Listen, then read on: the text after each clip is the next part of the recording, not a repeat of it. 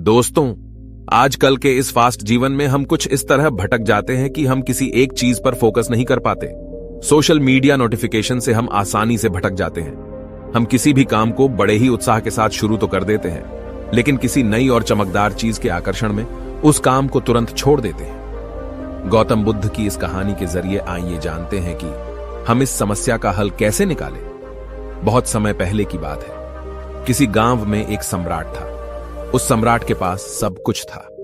बेशुमार दौलत थी, अच्छी प्रजा थी जो उसका ख्याल रखती थी, उसके आदेशों का पालन किया करती थी, और वह भी अपनी प्रजा का खूब ध्यान रखा करता था। उन्हें कभी किसी चीज की कोई कमी महसूस नहीं होने देता था। कहने को तो उस सम्राट के पास सब कुछ था, किसी चीज की कोई कमी नहीं थी, लेकिन उसका मन कभी किसी एक काम पर नहीं टिक पाता था। वह जब भी किसी भी चीज को करने का प्रयास करता तो उसका ध्यान कहीं भटक जाता। इस चीज को लेकर वो बहुत चिंतित रहता था। कई बार वो अपने पड़ोसी राज्य के राजाओं से भी मिला था और सभी ने उसे अलग अलग राय दी थी। सभी ने उसे अलग अलग तरीके बताए थे। जो भी तरीके उस सम्राट ने सुने थे, उन तरीकों को अपने जीवन में उतारा, लेकिन उन उपायों से उसे कोई लाभ न मिला, जिस कारण वो हमेशा चिंतित रहता, परेशान रहता। कई बार तो रातों को उसे नींद भी नहीं आती और वह केवल करवटें बदलता रहता। एक दिन सम्राट के कानों तक एक बात पहुंची कि उसके राज्य में एक ऐसा असाधारण व्यक्ति है जिसके शब्द अनमोल हैं, जिसके एक एक शब्द में जीवन का रहस्य छुपा है, जीवन का सत्य छुपा है। और उस व्यक्ति से मिलने के लिए लोग दूर दूर से आते हैं, क्योंकि हर व्यक्ति की समस्या का समाधान वह बड़ी ही सरलता और आसानी से करता है। यह बात सुनकर सम्राट बहुत प्रसन्न हुआ। उसे लगा कि अब उसके सवालों का जवाब उसे मिल जाएगा। इतनी तारीफ सुनकर सम्राट ने यह तय किया कि वह तुरंत ही जाकर उस व्यक्ति से मिलेंगे और उसे यह भी पता चल जाएगा कि जो लोग उनकी इतनी तारीफ कर रहे हैं, क्या वह सच है या नहीं। अगले दिन सुबह सुबह वह सम्राट उस व्यक्ति से मिलने के लिए निकल पड़ा। रास्ता थोड़ा सा लंबा था, जिस कारण सम्राट ने बीच रास्ते में थोड़ा सा आराम किया। वहां पर उपस्थित हर कोई उस व्यक्ति के बारे में जानता था। जब सम्राट ने उनसे उस व्यक्ति के बारे में पूछा तो वे लोग उस असाधारण व्यक्ति की खूब तारीफ कर रहे थे। तभी सम्राट ने सोचा कि लगता है यह व्यक्ति बहुत बुद्धिमान है, बहुत पढ़ा लिखा होगा और प्रभावशाली व्यक्ति होगा, अन्यथा हर कोई उसकी इतनी तारीफ नहीं करता। जरूर ही उस व्यक्ति में ऐसी कोई बात अवश्य है जिसके कारण हर कोई उन्हें जानता है और उनकी तारीफ कर रहा है। उस व्यक्ति की तारीफ सुनकर सम्राट के मन में उस व्यक्ति से मिलने की उत्सुकता और बढ़ गई। अब वह सम्राट जल्द से जल्द उस व्यक्ति से मिलना चाहता था, जिस कारण वह आगे का सफर तय करना शुरू कर देता है। जैसे तैसे वह सम्राट उस व्यक्ति के आश्रम पहुंचा, पर आश्रम में उसे कोई नजर नहीं आया। आश्रम के पीछे एक छोटा सा बगीचा था। जब सम्राट वहां पहुंचा तो उसने देखा कि एक माली बगीचे में काम कर रहा था। उसका पूरा शरीर मिट्टी से लथपथ था, पैरों में कोई चप्पल नहीं थी। इसको देखकर सम्राट ने माली से कहा, सुनिए महोदय, इस आश्रम के मालिक कहां हैं? मैं उनसे मिलने आया हूं। इस पर वह माली जवाब देते हुए कहता है, श्रीमान, आप अंदर बैठिए, मैं उन्हें बुलाता हूं, वह जल्द ही आपसे मिलेंगे। माली की यह बात सुनकर सम्राट अंदर कुटिया में जाकर बैठ गया और उस असाधारण व्यक्ति के आने का इंतजार करने लगा। कुछ देर प्रतीक्षा करने के बाद जब असाधारण व्यक्ति उस सम्राट के सामने पहुंचा, उसने देखा कि यह तो वही व्यक्ति है जो बगीचे में काम कर रहा था। सम्राट ने उन्हें नमस्कार किया और बड़ी हैरानी से कहा, अरे, आप तो वही माली हैं जो बाहर बगीचे में काम कर रहे थे। लेकिन अब की बार तो माली एक बौद्ध भिक्षु के रूप में खड़ा था। तभी बौद्ध भिक्षु उस सम्राट से कहते हैं, सम्राट, मेरा मजाक माफ कीजिए। मैं बगीचे में छोटा सा काम कर रहा था। मैं ही यहां का माली हूं और मैं ही वह असाधारण व्यक्ति हूं जिससे आप यहां इतनी दूर मिलने आए हैं। कृपया करके अपने आने का कारण बताएं। इस पर सम्राट उन बौद्ध भिक्षुओं से कहता है, हे महाराज, मैंने सुना है कि आप जैसा व्यक्ति इस पूरे राज्य में नहीं है। मैंने आपकी तारीफें सुनी है। मैंने आपके बारे में कई सारी अच्छी बातें सुनी हैं। मैंने यह भी सुना है कि आपके पास जो भी अपनी समस्या लेकर आता है, उसकी समस्या का समाधान आप अवश्य करते हैं। इसी कारणवश मैं आज आपसे यहां पर मिलने आया हूं और मैं आपसे उपदेश सुनना चाहता हूं, लेकिन मेरे मन में एक शंका है। इस पर बौद्ध भिक्षु सम्राट से कहते हैं, कैसी शंका? इस पर सम्राट कहता है, मैंने बड़े बड़े विद्वानों को देखा है, बड़े बड़े ज्ञानियों को देखा है। वे जब भी चलते हैं तो उनके पास तरह तरह की ज्ञान की किताबें होती हैं। उनके पास ऐसा कोई न कोई संकेत जरूर नजर आता है जिससे यह पता चल सकता है कि वे लोग ज्ञानी हैं। लेकिन आपके पास तो न कोई ज्ञान की किताबें हैं और न ही कोई ऐसी कला के संकेत आप में नजर आ रहे हैं, लेकिन उसके बावजूद आप बहुत शांत नजर आ रहे हैं। क्या आप मुझे इसका रहस्य बता सकते हैं? इस पर बौद्ध भिक्षु मुस्कुराने लगे और सम्राट से कहते हैं, मेरा ज्ञान तो इस संस्कार में प्रकृति के रूप में हर जगह है। मैं अपना ज्ञान जीवन की सरल और साधारण वस्तुओं से ही लेता हूं। पर महाराज, आप यहां किस समस्या को लेकर परेशान हैं? कृपया आप मुझे आपके यहां आने का कारण समझाएं। इस पर सम्राट कहते हैं, हे गुरुवर, मेरे यहां आने का कारण यह है कि मैं किसी भी काम को लेकर लंबे समय तक उसी कार्य पर अपना ध्यान नहीं लगा पाता। मैं कुछ ही देर में उस कार्य से भटक जाता हूं। कृपया कर मुझे अपने इस समस्या का समाधान बताएं। मैं इस बात से काफी चिंतित हूं। बौद्ध भिक्षु ने सम्राट की चिंता को समझकर कहा, महाराज, आपकी समस्या मुझे समझ आ गई है। आप जिस कार्य पर ध्यान नहीं लगा पा रहे हैं उसके लिए मैं आपको एक उपाय बता सकता हूं, लेकिन आज आपको थोड़ी देर हो चुकी है। आप मुझे कल सुबह मिलिएगा। कल सुबह का समय ठीक रहेगा। कल सुबह जब आप मुझसे मिलेंगे तो मैं आपके सभी सवालों का जवाब आपको दे दूंगा। यह कहकर बौद्ध भिक्षु वापस अपने बगीचे में लौट गए और वह सम्राट भी वापस अपने महल लौट गया। लेकिन सम्राट को रात भर नींद नहीं आई। वह बस यही सोच में लगा था कि आखिर बौद्ध भिक्षु मुझे क्या बताने वाले हैं। वह तो मुझे एक साधारण से माली नजर आ रहे हैं, लेकिन जिस तरह से उनका मन शांत था, जिस तरह से वह शांत नजर आ रहे थे, यह बहुत आश्चर्य करने वाली बात है। रात भर सम्राट इन्हीं ख्यालों में खोया रहा। अगले दिन सुबह सूरज निकलने से ठीक पहले सम्राट उस आश्रम पर वापस पहुंचा। वहां पर बौद्ध भिक्षु पहले से ही उपस्थित थे। जैसे ही सम्राट वहां पहुंचा, उन बौद्ध भिक्षु ने एक पानी का छोटा सा जग उस सम्राट के हाथ में थमाते हुए कहते हैं, इसे लीजिए और पौधों पर धीरे धीरे पानी डालिए।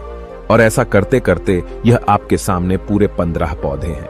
इन सभी पर आपको इसी प्रकार पानी डालते चले जाना है। लेकिन जब आप इस क्रिया को कर रहे होंगे तो उस वक्त मेरी एक बात का अवश्य ध्यान रखिएगा कि आपको इस दौरान कुछ और नहीं करना है, ना कुछ सोचना है और ना ही कहीं आपका ध्यान भटकना चाहिए। आप जब इन पौधों को पानी दे रहे होंगे तो आपका पूरा ध्यान केवल इन पौधों पर ही होना चाहिए। यदि इस बीच आपके मन में कोई विचार आए तो वहीं पर रुक जाइएगा और फिर दोबारा से पहले पौधे से पानी डालना शुरू कीजिएगा। और जब आप मेरी बात मानकर ठीक इसी प्रकार इन सभी 15 पौधों को पानी दे देंगे, तब आप मेरे पास आइएगा और मैं आपके सभी सवालों का जवाब आपको दे दूंगा। उस सम्राट ने आज तक ऐसा कोई काम नहीं किया था और सम्राट को यह काम बहुत छोटा सा लग रहा था। सम्राट पहली बार ऐसा कोई काम करने जा रहा था। उस पानी के जग से पहले पौधे पर बड़ी ध्यानपूर्वक पानी दिया और फिर दूसरे पौधे की ओर आगे बढ़ा। दूसरे पौधे पर भी उसने बड़े ध्यानपूर्वक पानी दिया। फिर उसने तीसरे पौधे पर पानी देना शुरू किया ही था कि उसके मन में तरह तरह के विचार उत्पन्न होने लगे। उसे अपने महल का बगीचा याद आने लगा, जहां पर तरह तरह के फूल थे, तरह तरह के पौधे लगे हुए थे। तभी अचानक उस सम्राट को उन बौद्ध भिक्षुओं की बात याद आ गई। यदि मन में कोई भी विचार उत्पन्न हो तो उसे फिर से पहले पौधे से पानी देना शुरू करना होगा। तुरंत ही पहले पौधे के पास वापस पहुंचा और उसने फिर से पहले पौधे को पानी दिया। दूसरे पौधे को उसने फिर से ध्यानपूर्वक पानी दिया। जैसे ही वह तीसरे पौधे पर पहुंचा, उसके मन में फिर से कई तरह के विचार उत्पन्न होने लगे। अब की बार यह सोच रहा था, पता नहीं मेरे बिना मेरे साम्राज्य में क्या हो रहा होगा। और अब की बार सम्राट को बहुत क्रोध आने लगा। उसने सोचा कि आखिर में यह छोटा सा कार्य क्यों नहीं कर पा रहा हूं। वह तुरंत ही फिर से पहले पौधे के पास पहुंचा। उसने अब की बार बड़ी ध्यानपूर्वक पहले पौधे को पानी दिया, दूसरे पौधे को भी बड़े ध्यानपूर्वक पानी दिया। ऐसे करते करते अब की बार सम्राट करीबन 5 पौधों में बहुत ही ध्यानपूर्वक पानी दे चुका था। लेकिन अब की बार जैसे ही उसने छठे पौधे पर पानी देना शुरू किया, उस पानी को देखकर सम्राट के मन में नदी के विचार उत्पन्न होने लगे और सम्राट अब बहुत परेशान हो चुका था। जितनी बार वह पौधों को पानी देने का प्रयास करता, हर बार वह असफल हो जाता। उसका मन उतना ही ज्यादा व्याकुल होता जाता और वह खुद पर क्रोधित हो जाता। सम्राट यह बात बहुत अच्छी तरह से जानता था कि वह भिक्षु उसकी परीक्षा ले रहे हैं। वह बहुत बुद्धिमान था, इस कारण उसने उन बौद्ध भिक्षुओं के सभी नियमों का पालन करना जरूरी समझा। सम्राट जितनी बार भी कोशिश करता, हर बार वह असफल हो जाता। उसका मन उतना ही ज्यादा व्याकुल होता जाता, हमेशा खुद को किसी न किसी विचार में उलझा हुआ पाता। ऐसे ही करते करते सुबह से शाम का वक्त हो चुका था, लेकिन अब तक वह सम्राट पूरे 15 पौधों में पानी नहीं दे पाया था। जब बौद्ध भिक्षु लौटकर शाम को वापस आश्रम लौटे तो उन्होंने देखा कि वह सम्राट थक हार कर बैठा हुआ है और तरह तरह की बातों में उलझा हुआ है। तभी बौद्ध भिक्षु सम्राट के पास पहुंचे और कहने लगे, हे सम्राट, मैं तुम्हारी ईमानदारी से बहुत खुश हूं। तुमने अपने कार्य को पूरे मन और लगन के साथ करने का पूरा प्रयास किया, इसलिए जो बात मैं तुम्हें बताने जा रहा हूं उसे बड़ी ही ध्यानपूर्वक सुनना और समझने का प्रयास करना। जब हमारा मन विचारों से खाली हो जाता है तब उसमें मन का असली स्वरूप नजर आता है। तब साधारण से साधारण सा काम भी हमें ज्ञान और शांति देता है। इस पर सम्राट उन बौद्ध भिक्षुओं से कहता है, हे महाराज, पर यह कैसे संभव है? मैं तो जब भी कोई कार्य करता हूं तो मन में कई तरह के विचार उत्पन्न होते हैं और मैं उन विचारों में फंस कर रह जाता हूं और वहां से बाहर निकलने का कोई रास्ता मुझे नजर नहीं आता। तभी बौद्ध भिक्षु मुस्कुराने लगे और सम्राट से कहते हैं, हे सम्राट, तुम पौधों में पानी नहीं डाल रहे थे, तुम तो जल्दी जल्दी अपने इस कार्य को बस खत्म करना चाहते थे। तुम्हारे मन में तो यह विचार उत्पन्न हो रहा था कि तुम जल्दी से जल्दी इन 15 पौधों में पानी दे दो और उसके बाद तुम मुझसे मिल सको, मुझसे अपने प्रश्नों का उत्तर जान सको। किसी कारणवश यह कार्य तुम्हें बोझ सा प्रतीत हो रहा था, मानो मैंने तुम्हारे कंधों पर एक बड़ा बोझ रख दिया हो, और यही कारण है कि तुम अपने आप को इस पल में रोक नहीं पाए। जब हमारे सामने पड़ा हुआ कार्य बोझ लगता है तो हम उसे बस जैसे तैसे खत्म करना चाहते हैं और उस काम को करते समय हम अपना पूरा ध्यान उस कार्य पर नहीं दे पाते। किंतु अगर तुम इस पल की महत्व को समझ पाते, इसके महत्व को महत्व दे पाते और केवल पौधों और पानी पर ध्यान देते तो तुम्हें कोई भी विचार परेशान नहीं कर पाते। इस पर सम्राट कहता है, हे महाराज, मुझे आपकी यह बात समझ में आ रही है कि मैं जल्दी जल्दी इस कार्य को खत्म करके आपसे मिलना चाहता था, जिस कारण मेरा मन इस कार्य में पूरी तरह से नहीं लग सका। लेकिन यह एक पल है जो हम जी रहे हैं, उस पल में रहना बहुत कठिन है। क्या मुझे इसके लिए कोई तपस्या या तप करना पड़ेगा? इस पर बौद्ध भिक्षु एक बार फिर मुस्कुराने लगे और सम्राट से कहते हैं, जिस शांत मन की तलाश तुम कर रहे हो वह शांत मन तो पहले से ही मौजूद है, वह तो पहले से ही तुम्हारे भीतर है। इसके लिए तुम्हें कहीं भी जाने की कोई आवश्यकता नहीं है और न ही तुम्हें कहीं शांत जगह जाने की आवश्यकता है। इसके लिए कुछ जरूरी है तो वह है अपनी सांसों पर ध्यान देना। इसलिए अपनी सांसों पर ध्यान देना सीखो। हम किस तरह से सांसें ले रहे हैं और किस तरह से छोड़ रहे हैं, इस बात को देखने और समझने का प्रयास करो। तब तुम्हें यह समझ में आ जाएगा कि तुम्हारा शांत मन तो तुम्हारी सांसों के साथ ही बना हुआ है। उसके बाद तुम चाहो तो कोई भी कार्य करते वक्त भी अपनी सांसों पर ध्यान दे सकते हो। जब तुम कहीं चल रहे हो, कहीं दौड़ रहे हो, कोई ऐसा कार्य कर रहे हो तो तुम्हें अपनी सांसों पर ध्यान देना चाहिए, या कोई भी ऐसी क्रिया जो तुम्हें वर्तमान से जोड़े रखे। इसका एक और तरीका है, 2-4 मिनट अपने आसपास के प्रकृति पर गौर करो। देखो कि क्या चल रहा है तुम्हारे आसपास। इससे तुम वर्तमान में आ जाओगे। फिर तुम अपने कार्य को जल्दी जल्दी बस यूं ही खत्म नहीं करके उसे पूरे मन से करने का प्रयास करो, जिससे तुम्हारा मन एकाग्र होगा। और जब तुम्हारा मन एकाग्र होगा तो तुम चाहे कोई भी कार्य क्यों ना करो, फिर चाहे वह छोटा हो या बड़ा, तुम्हारा मन उसमें पूरी तरह से विलीन हो जाएगा और वह कार्य ही तुम्हें शांति और ज्ञान भी प्रदान करेगा। ऐसे समय पर हमारे मन में किसी प्रकार के कोई विचार उत्पन्न नहीं हो पाते, और जब हम ऐसा करते हैं तो कर्ता और कर्म एक हो जाते हैं और हमारे भीतर की जो शांति है वह प्रकट होने लगती है। हम उसमें मग्न हो जाते हैं। इसे तुम चाहे तो आनंद कह सकते हो या फिर वर्तमान में जीना कह सकते हो, और यह अवस्था बड़ी सरलता से प्राप्त भी कर सकते हो। बस तुम्हें केवल अभ्यास करना होगा। बौद्ध भिक्षु सम्राट से कहते हैं, जो मन मुश्किलों में शांत रहता है, मुश्किलों से भागता नहीं है, केवल सचेत रहता है, वह मन हर परेशानी को पार कर सकता है, हर दुविधा से बाहर निकल सकता है। सम्राट को उन बौद्ध भिक्षुओं की यह सारी बातें समझ में आ चुकी थी। उसने उन बौद्ध भिक्षुओं को प्रणाम किया और वहां से वापस वह अपने राजमहल लौट आया। उसने अपनी सांसों पर ध्यान देना शुरू किया और धीरे धीरे इस निरंतर अभ्यास के कारण वह अपने हर कार्य को ध्यान और मन लगाकर किया करता था, जिससे उसे असीम शांति मिलती थी और वह छोटे छोटे कार्यों से भी बड़ा से बड़ा ज्ञान प्राप्त कर लेता था। इसलिए दोस्तों, कभी किसी कार्य को बोझ मानकर मत कीजिए। क्योंकि यदि आप उसे बोझ मानेंगे तो जल्दी जल्दी उसे आप अपने ऊपर से उतारने का प्रयास करेंगे, अर्थात उसे जल्दी जल्दी खत्म करने का प्रयास करेंगे।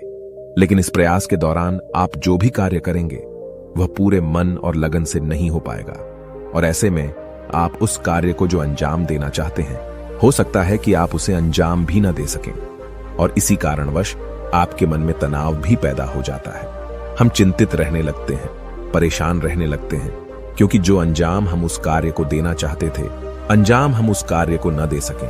और हम में से अधिकांश लोग यही गलतियां करते हैं। जब उन्हें कोई कार्य सौंपा जाता है तो वह उस कार्य को करने का प्रयास तो करते हैं, लेकिन वह चाहते हैं कि वह कार्य कितनी जल्दी खत्म हो जाए, और वह उस कार्य को करते वक्त अपने आप को वहां नहीं रख पाते, बल्कि उनका मन तो कहीं और ही भटकता रहता है, जिससे हमारा मन हम पर हावी होने लगता है, हमें तरह तरह के विचार दिखाता है, और हम उन विचारों में डूबते चले जाते हैं, हम उन विचारों में फंसते चले जाते हैं, और फिर वहां से हमें निकलने का कोई रास्ता नजर नहीं आता, जिससे हमारे मन में तनाव पैदा होने लगता है। हम बहुत परेशान रहने लगते हैं, हम चाहकर भी किसी कार्य को नहीं कर पाते, और जो कार्य हमें वर्तमान की ओर ले जा सकता था, उस दरवाजे को हम खुद ही बंद कर देते हैं, क्योंकि वह कार्य हमें बोझ लगने लगता है। इसलिए जब भी आप कोई कार्य शुरू करना चाहते हैं तो उससे पहले अपना पूरा ध्यान अपनी सांसों पर केंद्रित करें, और फिर आप चाहें तो अपने काम के दौरान भी अपनी सांसों पर अपना ध्यान लगाए रख सकते हैं, और यही सांस का जो ध्यान है, यह आपके काम के ध्यान में परिवर्तित हो जाएगा, और इस कार्य में जो भी कठिनाइयां उत्पन्न हो रही हैं उसे आप पल भर में सुलझा देंगे, फिर चाहे कैसी भी विपरीत परिस्थितियां आपके सामने क्यों ना आ जाए। आप उस कार्य को पूरे मन और लगन के साथ पूरा करके ही रहेंगे। दोस्तों, उम्मीद है कि आपने आज के इस वीडियो से जरूर कुछ न कुछ सीखा होगा, तो इस वीडियो को अपने दोस्तों के साथ शेयर करना ना भूलें। और अगर आप ऐसी ही गौतम बुद्ध की कहानियों को लिखित रूप में पसंद करते हैं तो बोधि इंस्पायर्ड की मेंबरशिप ज्वाइन करिए। हम ऐसी कहानियां अपने मेंबर्स को रिटन फॉर्मेट में देते हैं। हमें ऐसे ही सपोर्ट करने के लिए चैनल को सब्सक्राइब भी जरूर करिए। तो चलिए मिलते ऐसे और वीडियो में, तब तक के लिए अपना ख्याल रखें। धन्यवाद। नमो बुद्धाय।